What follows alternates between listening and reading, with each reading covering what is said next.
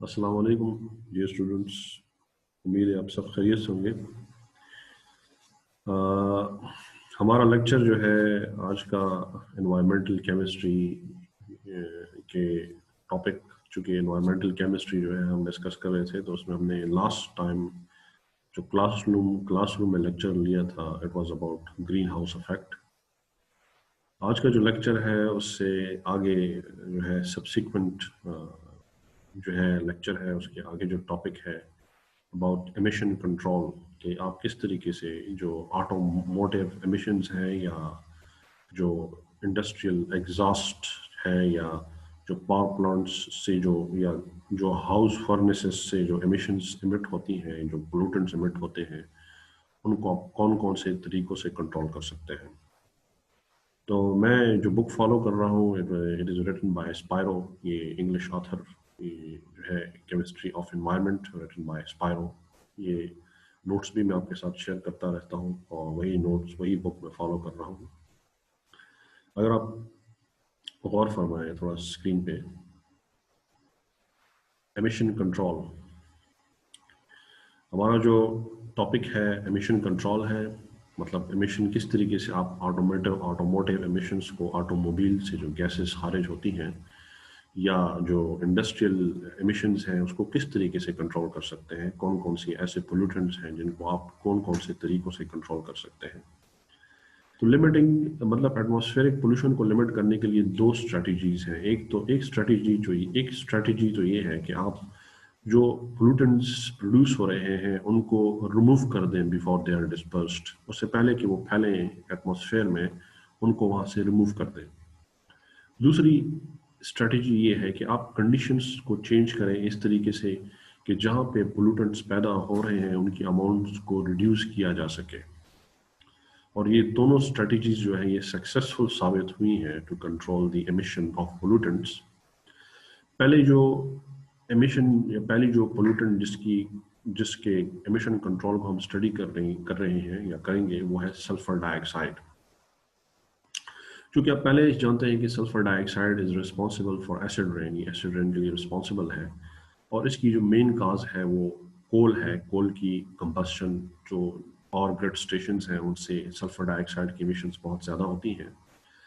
तो इसके लिए एक तो ये तरीक़ेकार है कि आप क्या करेंगे कि in order to reduce the level of sulphuric acid aerosol in urban areas, की सल्फ्यूरिक एसिड की जो एरोसोल्स हैं, जो सल्फ्यूरिक एसिड है उसके जो पार्टिकल्स हैं या उसकी जो एटमॉस्फेरिक कंसंट्रेशन है, उसको रिड्यूस करने के लिए सबसे पहला तरीक़ेकार जो बहुत ही क्लासिकल मेथड है, जिसके साइड इफ़ेक्ट्स भी बहुत ज़्यादा हैं, वो ये है कि आप ऐसे पावर प्लांट्स डिज़ाइन करें जिनके स्मोक स्टैक्स बहुत टाल हों, जिनकी चिमनियाँ बहुत लंबी हों। उससे होगा कि जो प्ल्यूम होगा, जो धुआं होगा, वो एक लोकलाइज्ड एरिया में फैल जाएगा। लेकिन इसका नुकसान ये होगा कि ये लोकल प्रॉब्लम को तो रिड्यूस कर देगा, लेकिन प्रॉब्लम ये होगी कि इससे एसिड रेन के नुकसान बहुत ज़्यादा हो जाएंगे, क्योंकि उस एरिया में सल्फर डाइऑक्साइड की एमिशन जो है, उस एरिया में डाउनवर्ड जो एरियाज हैं जहाँ पे हवा बहुत ज़्यादा, जहाँ पे हवा का जो बहाव है वो नीचे की तरफ ज़्यादा होता है, वहाँ पे ये इस जो है सल्फ्यूरिक एसिड की कंसंट्रेशन या एसिड रेन की जो रिस्क है वो ज़्यादा हो जाता है। तो फिर क्या किया जाए कि इसको कंट्रोल हम कर सकें? कौन सा ऐसा तरीक़ेकार है जिससे आप इसको कंट्रोल कर सकते हैं? तो इसके लिए जो तरीक़ेकार है वो यहाँ पर डिस्कस किया गया है कि एक्चुअल अबेटमेंट जो है वो ये है कि आप सल्फर डाइऑक्साइड की एमिशंस को कंट्रोल करें। और अल्टरनेटिवली दो तरीकों से, मतलब एक तो ये कि सल्फर डाइऑक्साइड की एमिशंस को कंट्रोल किया जाए, दूसरा ये कि फ्यूल के अंदर जो सल्फर कंटेंट है उसको रिड्यूस किया जाए। कोल फायर्ड पावर प्लांट्स में क्या किया जाता है अमूमन कि सल्फर डाइऑक्साइड को करंटली रिमूव किया जाता है बाय फ्रॉम स्टैक गैसेस, जो गैसेस जो है स्मोक स्टैक से गुजरती हैं, चिमनी से निकलती हैं, उनसे सल्फर डाइऑक्साइड को रिमूव किया जाता है by installing chemical scrubbers in smoke stacks में केमिकल स्क्रबर्स जो है लगाए जाते हैं, और उसमें स्टैक गैस जो है it is passed through a slurry of limestone की स्लरी से उसको गुजारा जाता है। Slurry is a semi liquid है लाइमस्टोन जो है चूने का पत्थर आप जानते हैं, उससे क्या होगा कि कैल्शियम कार्बोनेट जो है वो सल्फर डाइऑक्साइड को ट्रैप कर देता है और उससे कैल्शियम सल्फाइड बन जाता है।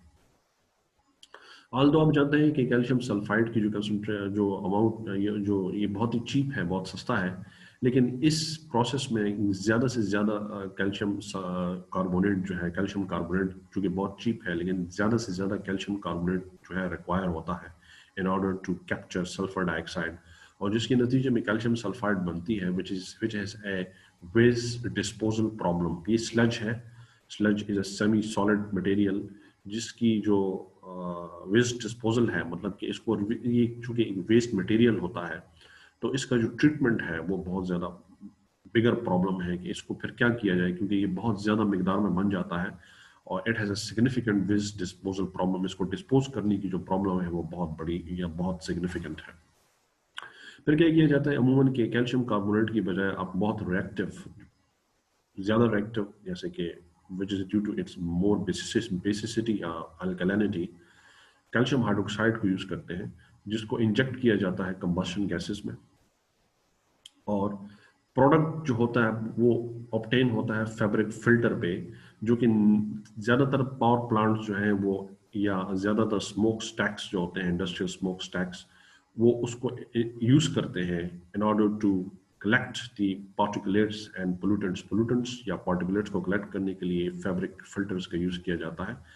फैब्रिक फिल्टर्स बेसिकली उनको पार्टिकुलेट्स को भी कलेक्ट करते हैं और पोल्यूटेंट्स को भी कलेक्ट करते हैं। इसमें ये होता है कि कैल्शियम हाइड्रोक्साइड जो है वो इंजेक्ट किया जाता है कंबशन गैसेस में, जिसके नतीजे में कैल्शियम हाइड्रोक्साइड जो है वो सल्फर डाइऑक्साइड को ट्रैप कर देता है। ये जो टेक्निक है इससे ये हुआ है, ये चीज़ साबित हुई है कि कैल्शियम सल्फाइड की जो वॉल्यूम है वो बहुत हद तक कम हुआ है। और दूसरी टेक्नोलॉजी जो अभी अभी डेवलपमेंट है, जो अभी अंडर डेवलपमेंट है, उसमें क्या किया जाता है कि एक रीजनरेबल अमाइन साल्ट यूज़ किया जाता है, और वो अमाइन साल्ट सल्फर डाइऑक्साइड के साथ मिलके एक सल्फर डाइऑक्साइड एडक्ट बनाता है, जिसको हाई टेम्परेचर पे जब उसकी डिकम्पोजिशन होती है तो उससे होगा कि अमाइन साल्ट रिकवर हो जाता है और सल्फर डाइऑक्साइड जो है is it it drives of, ये आगे की तरफ चला जाता है, इसको निकाल दिया जाता है और वहाँ पे सल्फर डाइऑक्साइड को कमर्शियल सल्फ्यूरिक एसिड में कन्वर्ट किया जाता है। एक दूसरी टेक्निक है जिसमें क्या किया जाता है कि फर्टिलाइजर से अमोनिया ली जाती है और अमोनिया को एज अ केमिकल स्क्रबर जो है इस्तेमाल किया जाता है, एज अ स्क्रबर यूज़ किया जाता है, और कंडीशंस ऐसे एडजस्ट की जाती हैं कि अमोनिया जो है वो सल्फर डाइऑक्साइड के साथ रिएक्ट करता है या सल्फर डाइऑक्साइड ऑक्सीडाइज हो जाता है अमोनियम सल्फेट में, जिसको फर्टिलाइजर के तौर पर इस्तेमाल किया जाता है। तो इसके दो फायदे हैं, एक तो ये कि सल्फर डाइऑक्साइड को आप अमोनिया के जरिए ट्रैप कर लेते हैं और दूसरा जो बनने वाला प्रोडक्ट है उसको आप फर्टिलाइजर के तौर पर इस्तेमाल करते हैं।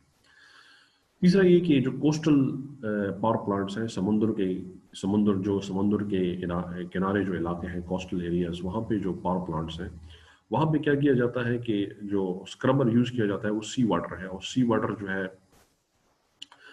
सल्फर डाइऑक्साइड को ट्रैप कर लेता है, जिससे सल्फेट्स बन जाते हैं, और सल्फेट्स ऑलरेडी जो है एफ्लुएंट जो होता है सल्फेट्स का, वो पानी में, समुद्र के पानी में डाल दिया जाता है, जहाँ पे ऑलरेडी आपके पास सल्फेट्स की कंसंट्रेशन जो है वो मौजूद है या ज़्यादा है। एक दूसरी पॉसिबिलिटी ये है कि आप ये करें कि आप जो है कोयले के अंदर, चूंकि कोयला जो है मेन काज है सल्फर डाइऑक्साइड एमिशंस के लिए, कोयले के अंदर सल्फर कंटेंट को रिड्यूस कर दें।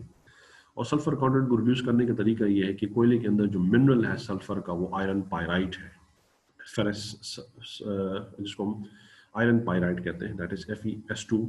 इसको कैसे रिमूव किया जाता है कि कोयले को आप ग्राइंड करते हैं, फिर उससे क्या किया जाता है कि इसका जो मिनरल है उसको फ्लोट किया जाता है, by floating the mineral away from the, by using water, either water या पानी का इस्तेमाल करते हैं या ऑयल का इस्तेमाल करते हैं या सर्फेक्टेंट इमल्जन का इस्तेमाल करते हैं, जिससे जो मिनरल है वो उससे बाहर की तरफ निकाल लिया जाता है। लेकिन उसके बावजूद कोयले के अंदर ऑर्गेनिकली बाउंड सल्फर मौजूद होता है। फिर उस ऑर्गेनिकली बाउंड सल्फर को कैसे निकाला जाता है, बाय पोलराइजिंग कोल को आप पोलराइज करते हैं, उसको ग्राइंड करते हैं, उसको स्मॉल पार्टिकल्स में कन्वर्ट करते हैं और उसको फ्लूइडाइज्ड चैम्बर में डाल देते हैं, जहाँ पे उससे उसके लिए हवा जो है एंटर होती है through a screen, beneath the screen, और वहाँ पे बर्निंग प्रोसेस होता है। उस बर्निंग प्रोसेस से जो सल्फर डाइऑक्साइड प्रोड्यूस होती है वो कैल्शियम कार्बोनेट क्या कर देता है, उसको ट्रैप कर देता है और कैल्शियम सल्फाइड बनाता है, जो कि खुद बजाते खुद एक वेस्ट डिस्पोजल इशू है उसका, कि उसको वेस्ट उसको डिस्पोज करना जो है, क्योंकि वो ज़्यादा अमाउंट में बनता है, तो इसको एक बहुत बड़ा इशू है। नेक्स्ट जो है वो है oxide of nitrogen, carbon monoxide and hydrocarbons. ये एक बहुत बड़ा इशू है कि ये नाइट्रोजन ऑक्साइड्स, कार्बन मोनोऑक्साइड और हाइड्रोकार्बन्स मोस्टली कहाँ से प्रोड्यूस होती हैं। इनकी एमिशंस जो है, मेन काजेज जो है इनकी, वो ऑटोमोटिव एमिशंस हैं, गाड़ियों से, गाड़ियों की धुआं जो है उनमें ज़्यादातर नाइट्रोजन ऑक्साइड्स या मोस्टली जो नाइट्रोजन डाइऑक्साइड है, कार्बन मोनोऑक्साइड है और अनबर्न्ड हाइड्रोकार्बन जो है वो प्रोड्यूस होते हैं। इसके साथ साथ ये इंडस्ट्रीज से भी खारिज होते हैं ये गैसेस, लेकिन जो मेन काजेज हैं वो ट्रांसपोर्टेशन है, ट्रांसपोर्टेशन से ये बहुत ज़्यादा प्रोड्यूस होते हैं। साथ में ये जो है गैसोलीन जो सर्विस स्टेशन है, या इसके अलावा जो कमर्शियल एप्लीकेशंस हैं, कंज्यूमर एप्लीकेशंस हैं जो सॉल्वेंट्स को यूज़ करते हैं, सॉल्वेंट्स की ऑपरेशन से भी ये चीज़ें प्रोड्यूस होती हैं मोस्टली। अनबर्न्ड हाइड्रोकार्बन्स, बेसिकली जो वॉलेटाइल हाइड्रोकार्बन्स हैं वो वहाँ से प्रोड्यूस होते हैं।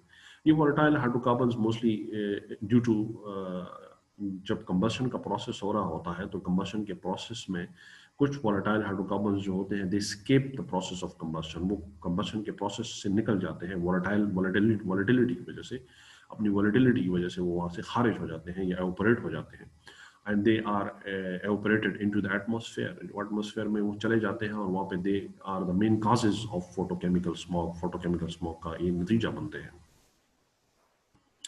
तो क्या किया जाए कि मतलब इनको कैसे कंट्रोल किया जाए? पहली चीज़ तो ये कि कंबस्शन जो है वो accounts for much of the carbon monoxide and hydrocarbons. ज़्यादातर कार्बन मोनोऑक्साइड और हाइड्रोकार्बन्स भी कंबस्शन के जरिए प्रोड्यूस होते हैं। ये चीज़ याद रखें कि 53% यूएसए में, यूनाइटेड स्टेट्स ऑफ अमेरिका में 53% नॉक्स जो है वो ऑटोमोटिव एमिशंस से प्रोड्यूस होती है, और रेस्ट जो है वो प्रोड्यूस होती है बाय वाइल स्टेशनरी सोर्सेज जो है, जैसे कि पावर प्लांट्स हैं या इंडस्ट्रीज हैं, वहाँ से ये प्रोड्यूस होती है।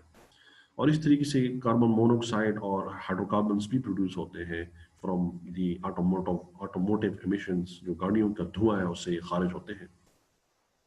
तो क्या अब कैसे इनको कंट्रोल किया जाए, इनको कंट्रोल करने का तरीका क्या है, उसके ऊपर थोड़ा सा हम तबसरा करते हैं।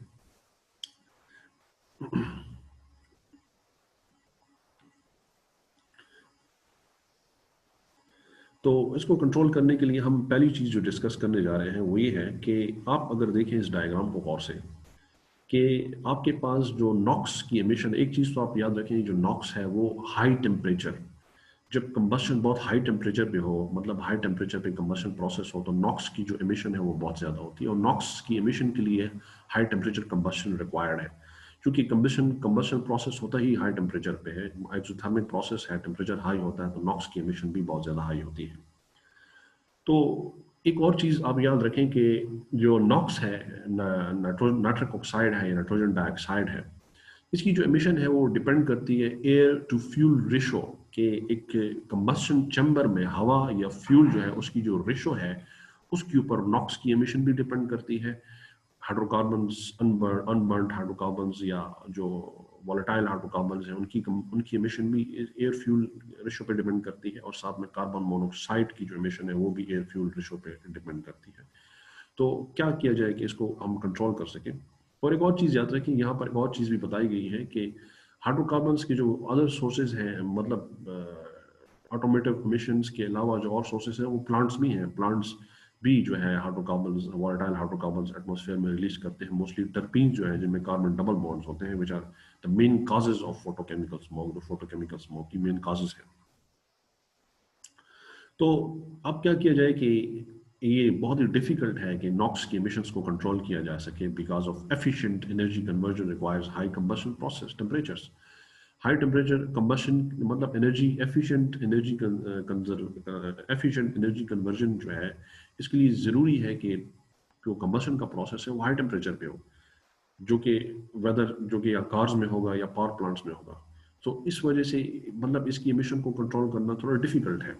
तो क्या किया जाए? There is a trade off NOx and unburned gases as the ratio of the air to fuel in the combustion chamber is varied.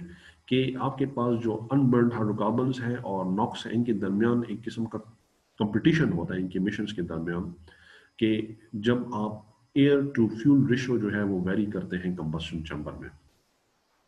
आप अगर ऊपर देखें गौर से, इस डायग्राम के ऊपर देखें कि नॉक्स की जो एमिशन है वो डिपेंड करती है stoichiometric ratio of air to fuel के। एक पॉइंट ये आता है जहाँ पे इसकी जो एमिशन है वो मैक्सिमम होती है। एक देखिए, ये जो एक डॉटेड लाइन आप बता रही है कि इसकी जो एमिशन है वो मैक्सिमम है, और इस स्टाइकोमेट्रिक रेशो पे एयर टू फ्यूल रेशो की बता रहे हैं कि यहाँ पर एयर की जो कंसंट्रेशन है वो इतनी इनफ है, इतनी सफिशिएंट है that it oxidises almost all the fuel, के वो तमाम फ्यूल को ऑक्सीडाइज कर सकता है। It means that maximum amount of air, जब एयर की मिकदार जो है वो ज़्यादा होगी तो वहाँ पर नॉक्स की एमिशन जो है वो ज़्यादा होगी। ठीक है, तो अगर आप कंबस्शन चैम्बर में एयर का जो एडमिटेंस है, उसकी जो एडमिटेंस है उसको अगर कंट्रोल करें कि कंबस्शन चैम्बर के अंदर एयर जो है कम दाखिल हो, तो उससे होगा कि आप नॉक्स की जो एमिशन है उसको कंट्रोल कर सकते हैं। लेकिन उससे एक चीज़ और, एक नुकसान ये हो जाएगा कि आप देख सकते हैं कि अगर आप एयर की कंसंट्रेशन को कम करते हैं तो एयर टू फ्यूल रेशो में फ्यूल की जो कंसंट्रेशन है वो ऑटोमेटिकली ज़्यादा होगी। और आपको पता है less air to fuel ratio में आपके पास जो कार्बन मोनोऑक्साइड की एमिशन है वो भी मैक्सिमम है, और हाइड्रोकार्बन्स की जो एमिशन है वो भी मैक्सिमम है। तो इससे एक नुकसान होता है कि अगर आप नॉक्स की एमिशन को by controlling the air that enters the या the admittance of air into the combustion chamber को अगर कंट्रोल करें तो सही होगा कि आपके पास हाइड्रोकार्बन्स और कार्बन मोनोऑक्साइड की एमिशन जो है वो ज़्यादा हो जाएगी। तो क्या किया जाए कि इनको कंट्रोल करें? पहला चीज़ ये कि it is possible to lower both. आप ये कर सकते हैं कि नॉक NO और HC दोनों को जो है आप जो है कंट्रोल कर सकते हैं अगर आप कंबशन प्रोसेस को 2 स्टेप्स में करें। फर्स्ट स्टेप में आप करिए क्या करेंगे, फर्स्ट स्टेप में फ्यूल रिच होगा और सेकंड स्टेप में एयर रिच होगी।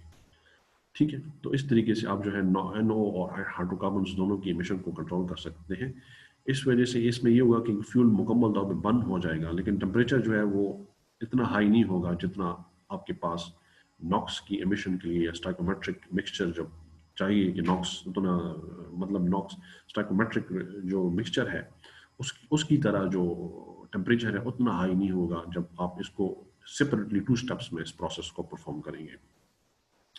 ये 2 स्टेप अप्रोच जो है अभी बहुत से पावर प्लांट्स में इनकॉर्पोरेट की गई है, और मुख्तलिफ कार इंजन में जैसे स्ट्रेटिफाइड चार्ज इंजन जो है गाड़ियों में लगाया गया है, लेकिन वो अभी इट इज़ नॉट सक्सेसफुल, ये सक्सेसफुल नहीं है due to some reasons, due to some other reasons. तो एक और अप्रोच है जिससे आप क्या कर सकते हैं कि गाड़ियों के अंदर जो है इन एमिशंस को कंट्रोल कर सकते हैं, वो ये है three way catalytic converter use कर सकते हैं। थ्री वे कैटालिटिक कन्वर्टर इसको इसलिए कहा जाता है क्योंकि ये एमिशंस, हाइड्रोकार्बन्स की एमिशंस को भी रिड्यूस करता है, कार्बन मोनोऑक्साइड की एमिशंस को भी रिड्यूस करता है और नाइट्रिक ऑक्साइड की एमिशंस को भी रिड्यूस करता है। तो in order to deal with both NO and unburned gases means unburned hydrocarbons, इनके साथ डील करने के लिए क्या है, कैटालिटिक कन्वर्टर के 2 चैम्बर्स होते हैं सक्सेशन में। One is called the reduction chamber and other is called the oxidation chamber. Reduction chamber में क्या होता है कि NO is reduced to nitrogen. Reduction chamber में नाइट्रिक ऑक्साइड को नाइट्रोजन में रिड्यूस किया जाता है बाय हाइड्रोजन गैस, जो कि रोडियम की सरफेस के ऊपर, रोडियम कैटलिस्ट की सरफेस के ऊपर जनरेट होती है by the action of water on unburned hydrocarbons. Unburned hydrocarbons जब वाटर उनके ऊपर एक्ट करता है तो हाइड्रोजन गैस प्रोड्यूस होती है, जिसके नतीजे में आपके पास नाइट्रिक ऑक्साइड जो है वो नाइट्रोजन गैस में रिड्यूस हो जाती है। अगर आप इसको गौर से देखें, इसकी जो डायग्राम है वो भी आपको बताए गए हैं, डायग्रामेटिकली भी ये चीज़ आपको बताई गई है यहाँ पर किताब में।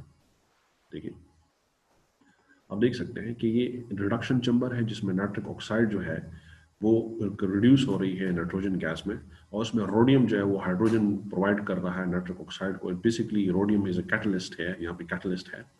और यहाँ पर जो जो हाइड्रोजन है वो किस तरह प्रोड्यूस होती है, जब हाइड्रोजन वाटर जो है वो हाइड्रोकार्बन्स पे, अनबर्न्ड हाइड्रोकार्बन्स पे एक्ट करता है तो उससे कार्बन मोनोऑक्साइड प्रोड्यूस होती है और हाइड्रोजन गैस जो है ये रिडक्शन में यूज होती है, नाइट्रिक ऑक्साइड को कन्वर्ट कर देती है नाइट्रोजन में।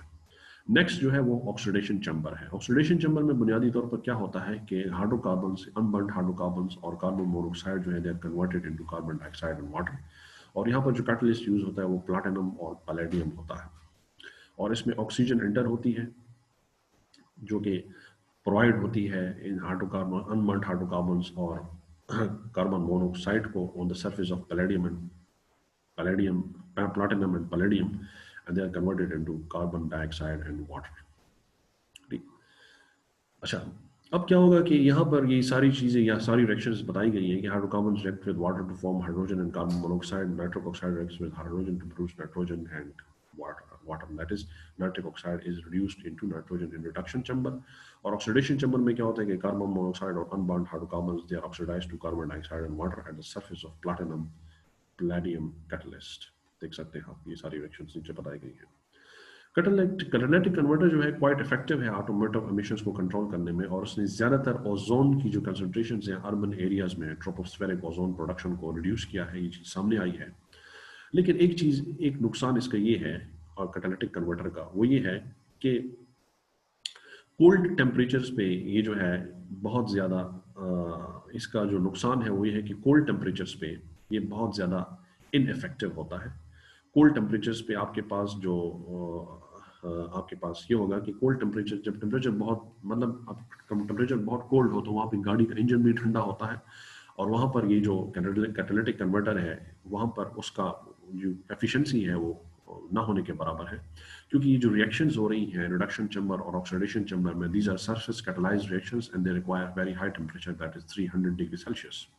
तो फिर इस स्ट्रेटेजी को कंट्रोल करने के लिए क्या किया जाता है कि एक ज़्यूलाइट जो है किस्म का खास किस्म का एक मिक्सचर है, ज़्यूलाइट एल्यूमिनियम और इसमें इस्तेमाल होती है, एल्यूमिनियम ऑक्साइड भी इसमें इस्तेमाल होती है ज़्यूलाइट, उसको एज अ ट्रैपर यूज़ किया जाता है। उसमें वो क्या करता है कि वो बुनियादी तौर पर जो अच्छा एक और चीज़ याद रखें कि हाई टेम्परेचर पे मतलब ये कि आप जो इसमें होता है क्या बुनियादी तौर पर कि जो ज़्यूलाइट है, ज़्यूलाइट में मेटल आयन्स यूज़ किए जाते हैं जो कि हाइड्रोकार्बन्स के साथ एडक्ट बना देते हैं। एडक्ट मींस एडिशनल कंपाउंड्स बना देते हैं। आप देख सकते हैं ये जो मेटल आयन्स हैं ज़्यूलाइट एडजॉर्बेंट के ऊपर, ये इसके साथ एडक्ट्स बना देते हैं, और ये तब तक ये कोल्ड टेम्परेचर पे, ये प्रोसेस कोल्ड टेम्परेचर पे होता है।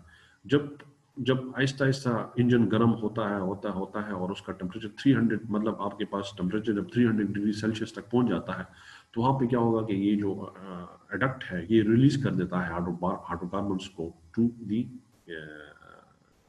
मतलब आप कह सकते हैं to the chamber, that is to the reduction chamber, जहाँ पे हाइड्रोकार्बन्स के ऊपर वाटर एक्ट करता है और कार्बन मोनोऑक्साइड प्रोड्यूस होती है। This reaction requires that temperature. इस टेम्परेचर ये टेम्परेचर जो है इस मतलब 300 डिग्री सेल्सियस ये टेम्परेचर इस रिएक्शन के लिए ज़रूरी है। तो क्या होगा, ज़्यूलाइट पहले इसको ट्रैप कर लेता है, मतलब इसके साथ एडक्ट बना लेता है, फिर 300 डिग्री सेल्सियस जैसी टेम्परेचर रीच होता है ये इसको रिलीज कर देता है टू द रिडक्शन चैम्बर, वहाँ पे जहाँ पे ये एक्ट करता है to provide hydrogen to the nitric oxide for its reduction to nitrogen. अब यहाँ पर एक और इशू भी है, वो इशू ये है कि जो नाइट्रिक ऑक्साइड है उसकी जो कन्वर्जन है या उसकी जो कन्वर्जन है नाइट्रोजन में वो लेस एफिशिएंट है, उसकी एफिशिएंसी बहुत कम है, कि बहुत इशू है, ये बहुत बड़ा इशू है। तो इस इशू को रिजॉल्व करने के लिए क्या किया जाता है कि एक किस्म का एक एडिशनल स्टेप किया जाता है इसमें थ्री कैटालिटिक कन्वर्टर प्रोसेस में एक एडिशनल स्टेप किया जाता है। वो ये कि उसमें आपके पास platinum which is trapped in barium carbonate में प्लैटिनम ट्रैप है, उसको यूज किया जाता है। और बैरियम कार्बोनेट जो है वो क्या होता है, प्लैटिनम चूंकि यहाँ पे एज अ कैटलिस्ट यूज होता है, बैरियम कार्बोनेट जो है वो नाइट्रिक ऑक्साइड को ऑक्सीडाइज कर देता है बैरियम नाइट्रेट में, उसको ट्रैप कर लेता है। और फिर क्या होता है कि नेक्स्ट स्टेप में क्या होगा, जैसे ही ये जो बैरियम ये जो आपके पास अनबर्न्ड हाइड्रोकार्बन और कार्बन मोनोऑक्साइड है, ये जो आपके पास ये कहाँ पर ये गाड़ी के मतलब गाड़ी में as a by product produce होते हैं एज अ कंबस्शन प्रोसेस। ये क्या करते हैं, इस बैरियम नाइट्रेट को अगेन जो है वो रिड्यूस कर देते हैं नाइट्रोजन डाइऑक्साइड में, और नाइट्रोजन डाइऑक्साइड जो है वो दोबारा आपके पास रिडक्शन चैम्बर में एंटर हो जाती है और वहाँ पर इसकी कन्वर्जन हो जाती है नाइट्रोजन गैस में, that is it is reduced to nitrogen gas and carbon dioxide. So this is an additional step. एक additional step है three catalytic converter process में, which has increased the efficiency of a three catalytic converter, जो कि three catalytic converter की efficiency को increase करता है। और तो इस तरीके से आप नाइट्रिक ऑक्साइड की जो या नाइट्रोजन डाइऑक्साइड है उसकी एमिशन को कंट्रोल कर सकते हैं by using catalytic converters in automobiles. और नाइट्रोजन डाइऑक्साइड की या नाइट्रिक ऑक्साइड की एमिशन को अगर आप कंट्रोल करते हैं तो उससे ये होगा कि सिग्निफिकेंटली आप फोटोकेमिकल स्मोग की जो फॉर्मेशन है उसको रिड्यूस कर सकते हैं। फोटोकेमिकल, चूंकि nitrogen dioxide is responsible for the photochemical smog. अब जो पावर प्लांट्स हैं, बाज़ ऐसे पावर प्लांट्स हैं जहाँ पर ये होता है कि वहाँ पर पावर प्लांट्स में एक बड़ा इशू है। वो इशू ये है कि पावर प्लांट्स में जो हाइड्रोकार्बन्स होते हैं, अनबर्न्ड हाइड्रोकार्बन्स, उनकी जो प्रोडक्शन है वो बहुत कम है। वो बहुत कम प्रोड्यूस होते हैं उनके एग्जॉस्ट में। तो वहाँ पर चूंकि अभी हाइड्रोकार्बन्स की ज़रूरत हमें पड़ती है in order to reduce nitric oxide to nitrogen, जो आप देख सकते हैं जो कि रिडक्शन चैम्बर में है। तो क्या किया जाए कि आप पावर प्लांट्स में जो है इस प्रोसेस को कर सकें, इस प्रोसेस को कि जिसमें नाइट्रिक ऑक्साइड को रिड्यूस किया जा सके नाइट्रोजन में। तो वहाँ पे एक एडिशनल रिडक्टेंट यूज़ किया जाता है, दैट इज़ अमोनिया। अमोनिया जो है वो रिड्यूस करता है नाइट्रिक ऑक्साइड को नाइट्रोजन में। ठीक है। लेकिन उसका एक इशू ये है कि बाज़ औक़ात ऐसा हो जाता है कि व्हेनेवर, क्योंकि आपके पास जो पावर प्लांट्स हैं वहाँ पर ऑक्सीजन जो है जो उसकी जो एमिशंस है उसमें ऑक्सीजन भी मौजूद होती है, ऑक्सीजन भी है। तो ऑक्सीजन क्या करती है, वो अमोनिया को ऑक्सीडाइज कर देती है नाइट्रिक ऑक्साइड में। तो ये इशू है, नाइट्रिक ऑक्साइड दोबारा बन जाता है। तो फिर आप क्या करेंगे, जिस तरीके से आप इसको कंट्रोल कर सकें, तो उसमें क्या किया जाता है, यूरिया जो है स्प्रे किया जाता है ऑन द कंबस्शन फ्लेम पे यूरिया स्प्रे किया जाता है, जो कि नाइट्रिक ऑक्साइड को अगेन कन्वर्ट कर देता है नाइट्रोजन गैस में। तो इस तरीके से आप जो है एमिशन को कंट्रोल कर सकते हैं, मुख्तलिफ एमिशंस को कंट्रोल कर सकते हैं। यहाँ तक आपका लेक्चर जो है अख्ताम पजीर हो जाता है।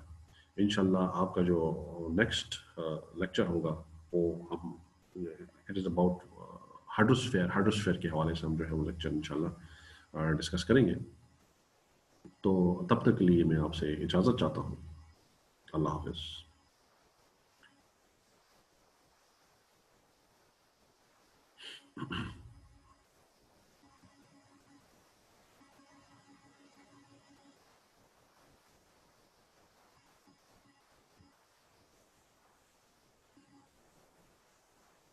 लीव मीटिंग है।